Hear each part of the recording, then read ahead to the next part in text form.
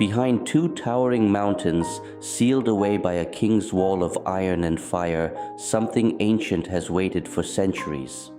The Qur'an calls them Gog and Magog, Yecuc and Mecuc, a people so numerous, so restless, that only a barrier could hold them. For generations, the wall held, but every single night, something happened on the other side that no one could see. This is the story of what waited behind that wall, and what happens when it finally falls. According to Islamic tradition, this is one of the final signs before the Day of Judgment itself. Islamic scholars trace their lineage back to Noah, descendants of his son Japheth, scattered across the far northeast of the world. Hadith describe them as overwhelming in number, so many that if released, they would darken the earth. The Prophet Muhammad once described a scene: for every one person of Adam's line, 1,000 would come from Gog and Magog.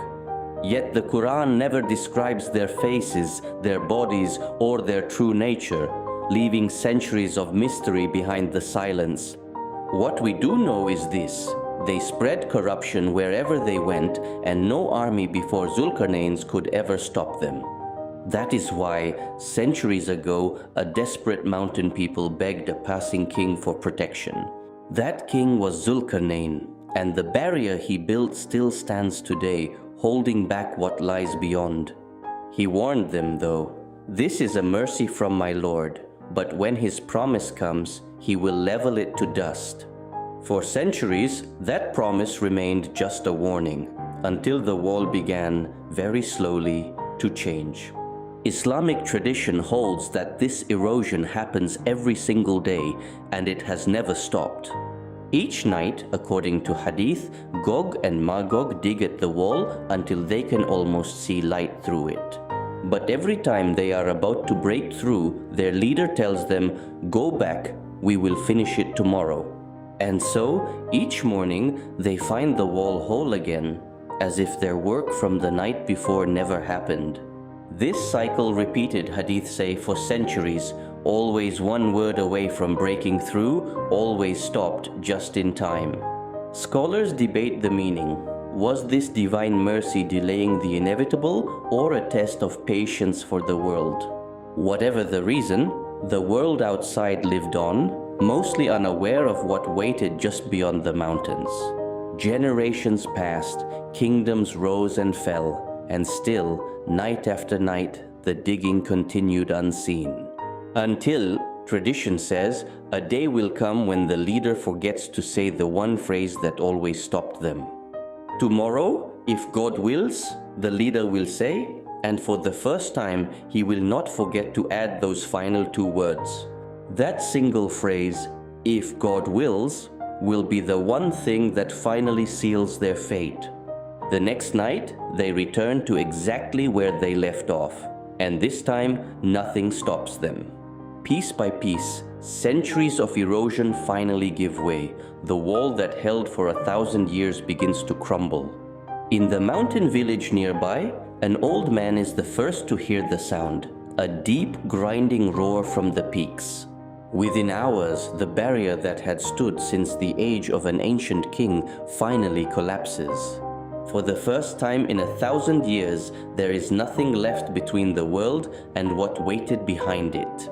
News of the fallen wall spreads through the mountain villages like wildfire. Elders who had heard the old prophecies from their grandparents finally understood the promised sign had come. What emerged from that gap would change the face of the earth. They came like locusts, vast, endless, unstoppable, spreading across the land in every direction. According to the Quran, they will rush from every mound, pouring out from hills and high ground across the earth. Rivers and lakes that once fed entire regions were said to be drunk completely dry in their passing. Villages in their path were abandoned overnight, families fleeing with whatever they could carry. Roads clogged with refugees stretched for miles, everyone moving in the same direction, away. Some sought shelter in the strongest fortified cities, believing thick walls could still save them. But according to tradition, no city wall, however strong, could hold back what was coming. Muslims everywhere turned to prayer, remembering the old warnings passed down through generations of scholars. The wisest among them recalled a promise that a righteous guide would return in this darkest hour. That guide, Islamic tradition says, is the Prophet Isa, Jesus, peace be upon him, descending in the world's final age.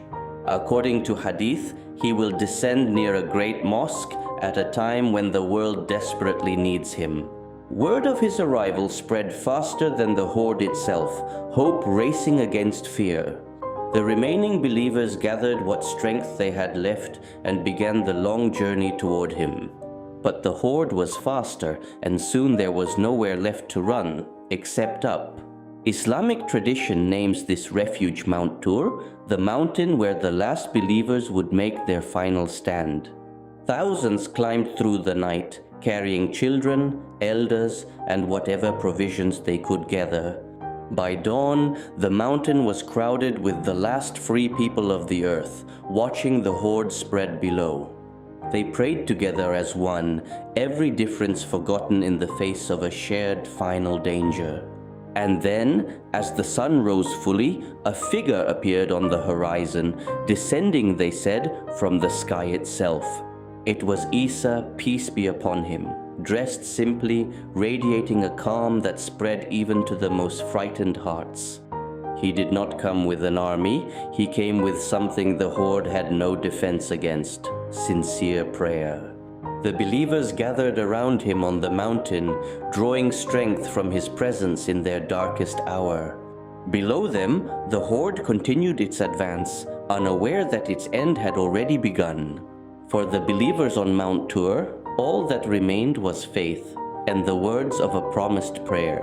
Isa, peace be upon him, turned his gaze toward the heavens and began to pray for the world below. What happened next, tradition says, would end a threat that had lasted since the age of Dhul-Qarnayn himself. According to hadith, God answered that prayer by sending a small creature, a worm, into the necks of every one of them. It happened all at once, across the entire horde, no matter how far they had spread across the earth. By the next morning, the endless movement across the plains had completely stopped.